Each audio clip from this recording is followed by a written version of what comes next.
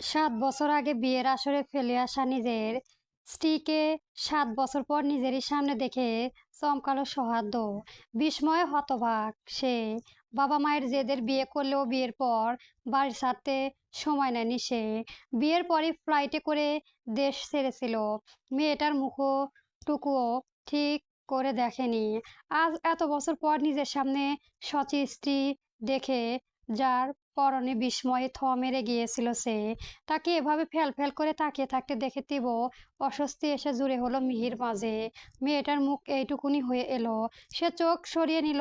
পাশে থেকে সৌহার্দ্য আবার আরমান বললেন, কিরে সার, যাব না ভেতরে? সহদ্দ হুঁশ পেল। দরজা ছেড়ে সরে দাঁড়ালো। আমেনা মিহির কাঁধে হাত রাখলেন। মৃদু হেসে বললেন, ভেতরে চল মা। শুকনো হেসে মাথা দোলালো মিহি। আর চোখে তাকালো সহাব্দর দিকে, যেন তখনও তার দিকে চেয়ে। মিহি অস্বস্তিতে গাঢ় হয়ে চোখ সরালো। গুটি গুটি পায়ে ভেতরে গেল আমেনার আর আরমানের সাথে। তাদের বসতে বলে সহাদ্দ গেল তাদের লাকেজ রেখে আসতে। ফিরে এসে হন্তদন্ত করে খাবার অর্ডার করলো। আমেনা তাকে নিজের কাছে ডাকলেন। সহদ্দে গেল, বসলো মায়ের পাশে। আমেনার ছেলে মাথায় হাত বুলিয়ে দিতে দিতেই কেঁদে ফেললেন ঝরঝর করে। অভিমানী স্বরে আওড়ে গেলেন, হারে, এতদিনে তোর রাগ পড়লো? এতগুলো বছর একটু খোঁজ নিলি না? একবারও জানতে চাইলি না এই বুড়ো মাটা কেমন আছে? এত রাগ তোর? সহদ্দ মায়ের হাত টেনে ঠোঁট ছোঁয়ালো। চুমু খেয়ে বলে, দোষ কি তোমাদের একদমই ছিল না। দোষ তোকে বিয়ে দেওয়াটাই দোষ ছিল। মানলাম করেছিলাম ভুল, তাই বলে এত বড় বড় শাস্তি? টানা 7 বছর ধারা ছোঁয়ার বাইরে চলে গেলি, তোর এতটুকুও বুক পুড়ল না? সহাদ্দ জবাব দেয় না, বরং হাসে। চোখ পড়ে মিহির উপর। মিহি নাড়ছেও না, চড়ছেও না, শক্ত হয়ে বসে, চোখও তুলছে না। এদিকেও তাকায় না, ওদিকেও না। সহাদ্দ আশ্চর্য হয়, এসব কেমন আচরণ? কি হয়েছে মেয়েটার? পাগল পাগল আচরণ করে কেন? আর মানে ডাকে তখনই সহাদ্দ টাকায়। বাবা বলেন, ব্যবসায় কেমন যাচ্ছে? ভালোই। র্যাঙ্কিনে বলতে গেলে আমাদের কোম্পানি টপে এখন। সকলে প্রোডাক্ট পছন্দ করে। আরমান গর্ব করে হাসলেন। ছেলে ছোট্ট থেকে বড় মেধাবী। পড়াশোনার পাশাপাশি ব্যবসায়িক কাজকর্মে প্রতি ছিল তীব্র ঝোঁক। সবসময় নিজে থেকে কিছু করতে চেয়েছে। সেসব বাড়ি ছাড়লো শুধু এই জাপানে এসে ব্যবসা শুরু করলো। একটু একটু করে তার জড়িয়ে পড়তে লাগলো, পেশার হতে লাগলো এই ব্যবসায় ছুটতে। আর কখনোই বাড়ির মুখ হলো না সে। আমিনা আরমান চিহ্নিত হলেন মিহিকে নিয়ে। পরের মেয়ে, স্বামী এমন আচরণে কষ্ট কি পাচ্ছে কম? এতদিনে যখন ছেলেকে বাড়ি মুখ করতে পারেনি, বৌমার কাছে ফেরাতে পারেনি, এবার তারা বৌমাকে ছেলের কাছে নিয়ে এলেন। মিহি তখন থেকে সামনে হাত চলতে যাচ্ছে।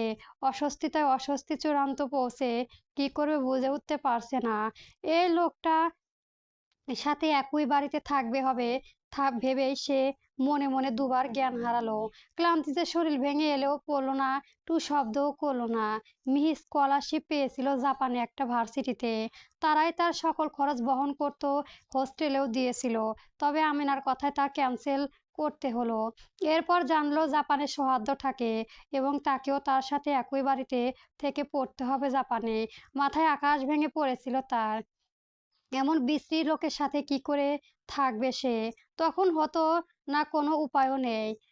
কোনো উপান্তর না পেয়ে শেষেমেশে তাকে হার মানতে হলো আমেনার জোর জবরদস্তির কাছে। রাজি হলো সে। তবে সে কি করে থাকবে এখানে? আমেনা আরমান তো তাকে রেখে চলে যাবে। তারপর তারপর কি করবে সে?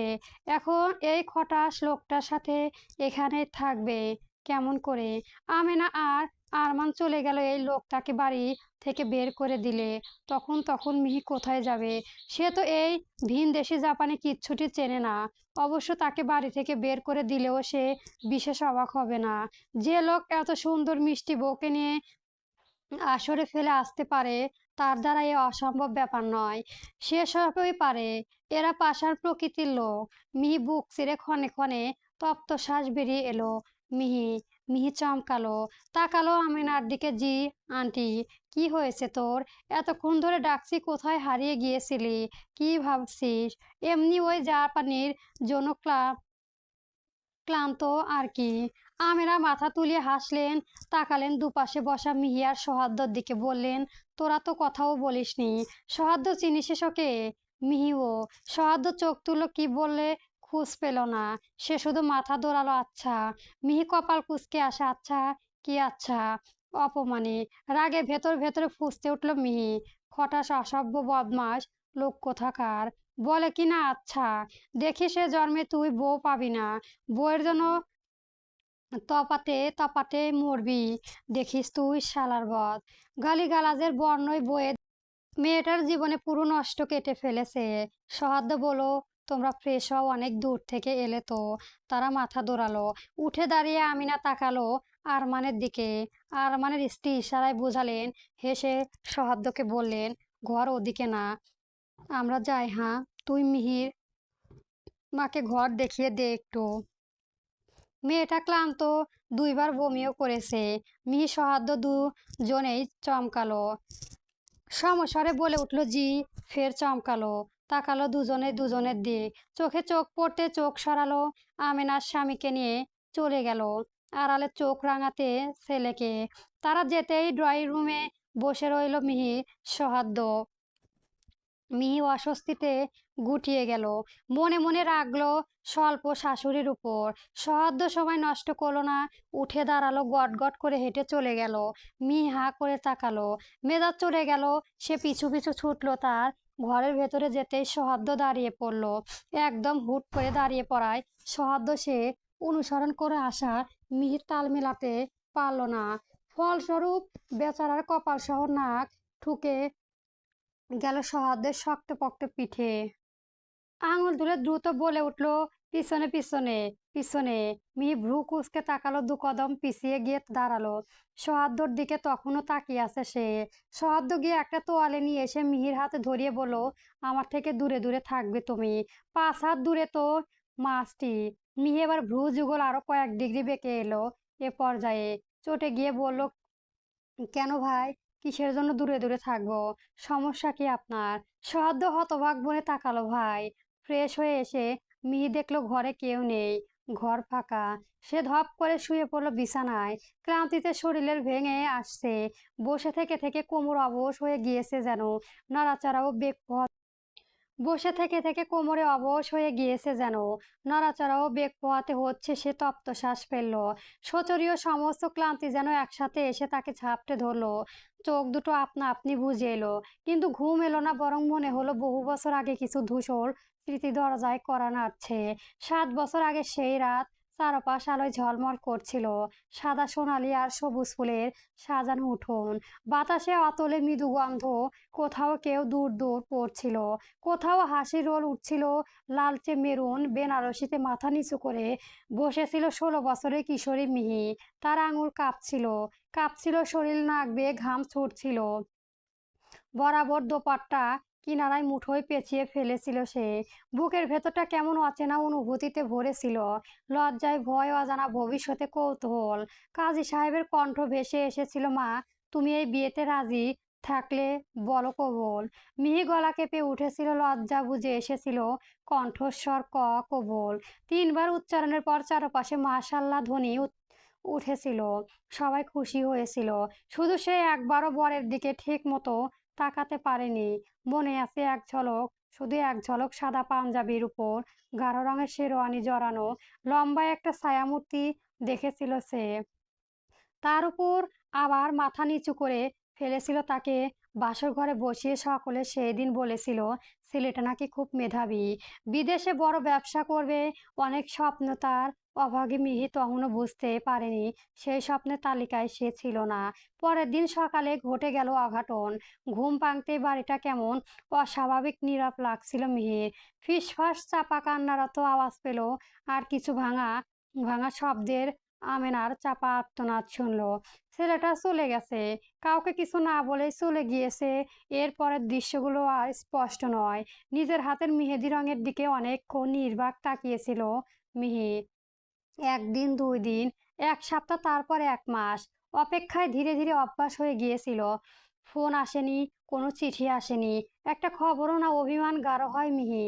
এত কিছুর পরও আরমান খান আমেনা তাকে কখনো পর ভাবেনি। মেয়েটার মতোই আগলে রেখেছিলেন। তাদের অপরাধবোধ, স্নেহ আর মমতা ধীরে ধীরে মিহির সমস্ত অভিমানকে ঢের দিয়েছে। কিন্তু যার জন্য এই সম্পর্ক, সে মানুষটা যে ছিল না। 7 বছরে অসংখ্যবার মনে প্রশ্ন জেগেছে, লোকটা দেখতে কেমন, কেমন করে কথা বলে, হাসে কি, নাকি সবসময় এমনই কঠিন। আজ এত বছর পর প্রথমবার তার চোখে চোখ পড়তে মিহির বুকের ভেতর অদ্ভুত একটা কাঁপন উঠেছিল। রাগ, অভিমান নাকি অচেনা কোনো অনুভূতি, সে উত্তর জানা নেই। মিহি দীর্ঘশ্বাস ফেলল, পাশ পেয়ে শুয়ে চোখ বন্ধ করলো। অমনি দরজায় করাঘাতের শব্দ, চোখ মেলাতে তাকালো। কোনো রকম শরীরটা টেনে তুলে দরজা খুললো। চোখের আভা ভাসল সহদ্দের আদল।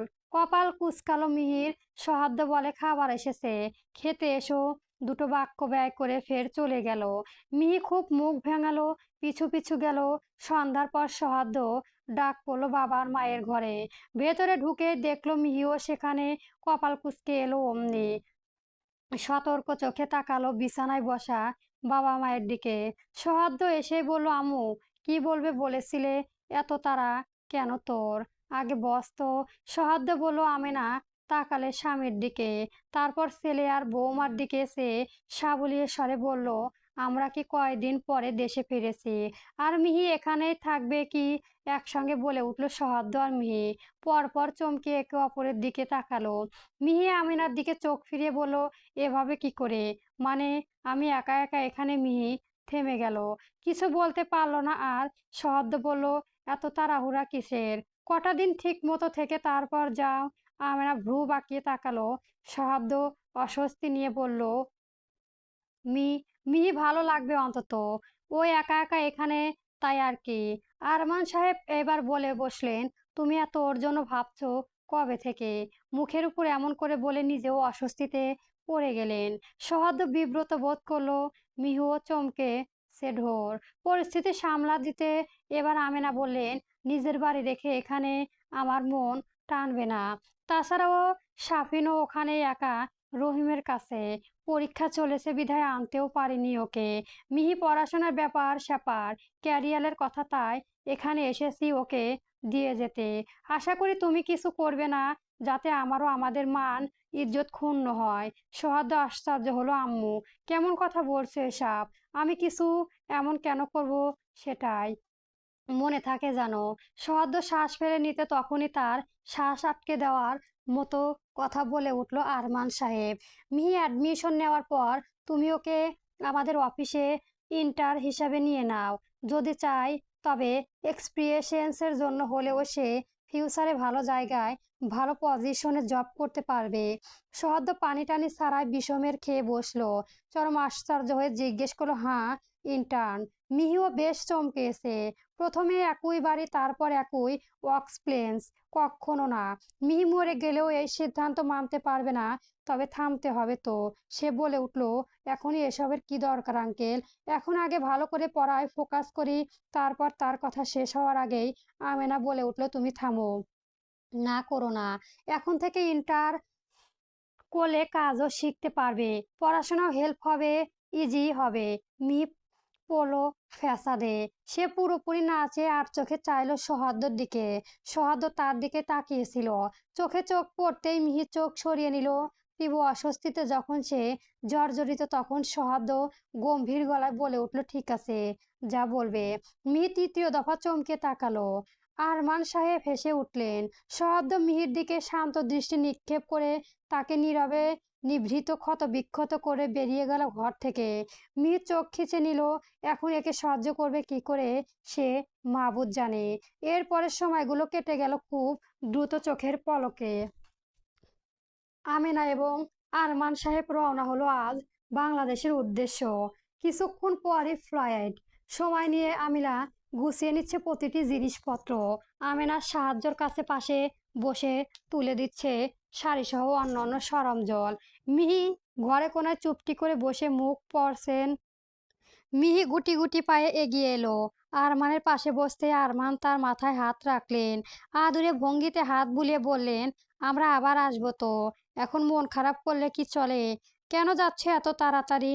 আমি একা কি করে থাকবো? এ মা, একা কোথায়? সহদ্দ আছে যে।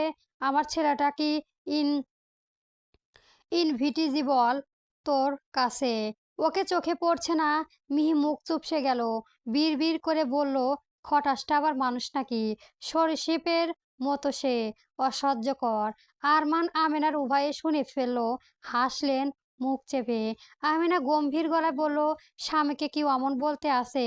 মিহি আড়ালে মুখ বাঁকালো, বলল, বউ মানে না আবার স্বামী? ওসব স্বপ্ন আন্টি। কি সব স্বপ্ন? বলতে বলতে ঘরে ঢুকলো সহাদ্দ, দুহাতে বেশ কটা প্যাকেট। মিহি চমকায়, দরজার চোখ পড়তে ফিরিয়ে নেয়, দাঁতে জিজ্ঞেস কাটে, লোকটা শুনে ফেললো বুঝি? সহাদ্দ ঘরের মাঝামাঝি এসে প্যান্টগুলো টেবিলের উপর রাখলো। তার পরনে নেভি ব্লু ব্লাজার আর সাদা শার্ট। ঘড়ি কাঁটায় তখন বেরোনোর তাড়া। তাদের এয়ারপোর্টে ড্রপ করে মিহিকে নিয়ে সোজা অফিসে যাবে। মিহি চেয়ারের মতো চোরের মতো মুখ করে চোখ ফিরিয়ে নেওয়াটা তার নজর এড়ালো না। সে আরমান সাহেবের দিকে তাকিয়ে শান্ত গলায় বলল, বাবা, তোমাদের জন্য ড্রাই ফ্রুটস নিয়ে এসেছি। মায়ের এখনকার চা খুব পছন্দ হয়েছিল, তাই গ্রিন টিনও এনেছি কিছু। আমিনা বেগম ছেলের দিকে চেয়ে তৃপ্তি শ্বাস ফেলল। বেঁচে থাক বাবা, নিজের খেয়াল রাখিস। আর তিনি একটু থেমে মিহির দিকে চোখ ইশারা করলেন। মিহির দিকে খেয়াল রাখিস। ও কিন্তু এ দেশের রাস্তাঘাট কিছু চেনে না। সবটা তোর উপর। সহাদ্দ একবার আর চোখে মিহির দিকে তাকালো। মিহি তখনও মেঝের দিকে তাকিয়ে নখ খুঁড়ছিল। পালে অদৃশ্য হয়ে যেত তখন। সহাদ্দ পকেটে হাত গুজে গম্ভীর গলায় বলল, রাখবো আম্মু। তোমরা তৈরি হও, নিচে গাড়ি রেডি। একটু জলদি বেরোতে হবে। তাড়াতাড়ি করো। ঠিক আধা ঘন্টা পর টেরিওকোটোর হ্যানোদার এয়ারপোর্টে ডিপাচার লাউঞ্জের সামনে এসে দাঁড়ালো সহাদ্দের মার্সিডিউস। গাড়ি থেকে নেমে আরমান আর আমেনা বেগম যখন ট্যালি গুছিয়ে নিচ্ছিল, মিহির বুকের ভেতরটা তখন হু হু করে উঠল। গত 7টা বছরে এই মানুষ দুটো তো তার বাবা মা সেজে আগলে রেখেছিল। আজ এই অচেনা ভিন দেশে প্রবাসে তাকে এই পাষাণ লোকটার জিম্বিতে রেখে তারা চলে যাচ্ছে। আমেনা বেগম মিহিকে বুকে জড়িয়ে ধরলেন। মিহি আর ধরে রাখতে পারলেন না। তার চোখের কোণে বেয়ে 2 ফোঁটা জল গড়িয়ে পড়লো আমেনার কাঁধে। আমেনা তার পিঠে চাপটে ফিসফিস করে বললেন, কাঁদেন আমার, শক্ত হ। ছেলেটা আমার বড্ড একগুঁয়ে, কিন্তু মনটা খারাপ না। তুই একটু মানিয়ে নিস। হুঁ। মিহি মাথা দোড়ালো। আমিনা তার কপালে চুমু খেলেন। আরমান সাহেবের সহাদ্দর কাঁধে হাত রাখলেন, আসি রে বাবা, মিহির খেয়াল রাখিস। সহাদ্দ বাবার হাত ছুঁয়ে বলল, সাবধানে যেও। পেছনে ফোন পৌঁছালে ফোন করো। কাচের সক্রিয় দরজার উপরে যখন আরমান আর আমেনা বেগমের অবয়ন দুটি মিলিয়ে গেল, তখন মিহি সেদিকে অপলক তাকিয়ে রইল। তার মনে হলো তার শেষ আশ্রয়টুকু বুঝি হারিয়ে গেল। হাঁ করে আর কতক্ষণ দাঁড়িয়ে থাকবে? চলো, আমার অফিসে যেতে হবে। পেছন থেকে সহাদ্য শীতল কণ্ঠস্বর ভেসে এলো। মিহি ঝট করে চোখ জল মুছে ঘুরে দাঁড়ালো। সহাদ্দের চোখের জল রেখে তপ্ত গলায় বলল, আপনার গাড়িতে যাওয়ার কোনো শখ আমার নেই। আমি ট্যাক্সি বা ট্রেন ধরে চলে যাব। সহাদ্দ একটু বাঁকা হাসলো। তার অহংকারে চাহনি ফিরে এলো ফের। সে মিহির দিকে একদম এগিয়ে গিয়ে নিচু স্বরে বলল, সাবওয়েল রুট চেনো মিহি? মিস মিহি, কোন লাইনের ট্রেন ধরে শিবুয়ালা যাওয়া যায় জানো? ট্যাক্সি ভাড়া কত ইয়েন হয় সে ধারণা আছে? যদি না থাকে তবে বোকামি বন্ধ করে গাড়িতে ওঠো। আমার সময় খুবই মূল্যবান। আমি অযথা সময় নষ্ট করা পছন্দ করি না। কথাটা বলেই সহাদ্দ লম্বা পা ফেলে গাড়ির দিকে এগিয়ে গেল। মিহির আগে কাঁপতে কাঁপতে তার পিছু পিছু গেল। মনে মনে চিৎকার দিয়ে বলল, আল্লাহ, এই অসভ্য লোকটাকে সহ্য করার ধৈর্য আমায় দিও প্লিজ। নিরুপায় হয়ে সে ব্যাক সিটের দরজা খুলে ধপাস পড়ল। সহদ্দ তা দেখে ভ্রু কুঁচকে তৎক্ষণাৎ ড্রাইভিং সিটে বসতে বসতে গম্ভীর গলায় বলে, সামনে এসো। মিহি মাথা হেরিয়ে চোখ বুজে বসেছিল। ওভাবে বসে বলল, এভাবে ঠিক আছে আমি? আমি ঠিক নেই। মিহি চোখ খোলে, কপাল কুঁচকে তাকায়। মানে, আমি কারো ড্রাইভার নয় মিহি। এভাবে আকার ইঙ্গিতেও অপমান করার কোনো মানে হয় না। সামনে এসো। এক কথায় এতবার বলতে পারবো না। মিহি হতবুদ্ধির মতো তাকালো। ব্যাকসিটে বসলেও গাড়ি যেন চালাবে তাকে ড্রাইভার হয়ে যেতে হবে। মানলে সে এমনই হয়। তবে এখানে তো এত বেশি কথা বাড়ানোর খুব দরকার। মিহি বিরক্ত চোখে। গল্পটি কেমন হয়েছে অবশ্যই কমেন্ট বক্সে জানাবেন। আর অবশ্যই আমার চ্যানেলটি সাবস্ক্রাইব করে রাখবেন। ধন্যবাদ। গল্প সৌহার্দ্য আবরাপ চলবে।